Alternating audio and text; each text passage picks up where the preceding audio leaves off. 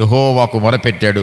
2వ దినవృత్తాంతముల గ్రంథం 14వ అధ్యాయము 11వ వచనంలో యుద్ధానికి వెళుతూ ఆసా దేవునికి ప్రార్థిస్తున్నాడు. చూడండి, ఆసా తన దేవుడైన యెహోవాకు మొర్రపెట్టి ప్రార్థిస్తున్నాడు.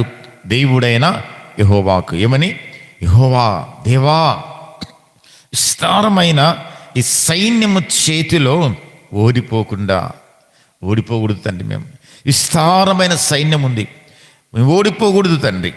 బలము లేదు, మాకు బలము లేదు నాయనా, మాకు సహాయం కావాలి, మీ సహాయం కావాలి. చూడండి, సహాయం చేయటకు నీకన్నా ఎవ్వరు కూడా లేరయ్యా. చూడండి, బలము లేని వారికి సహాయము చేయటకు నీకన్నా ఎవరు లేరు. చూడండి, నీ నుంచి కూడా నీ జీవితంలో కూడా దేవుడు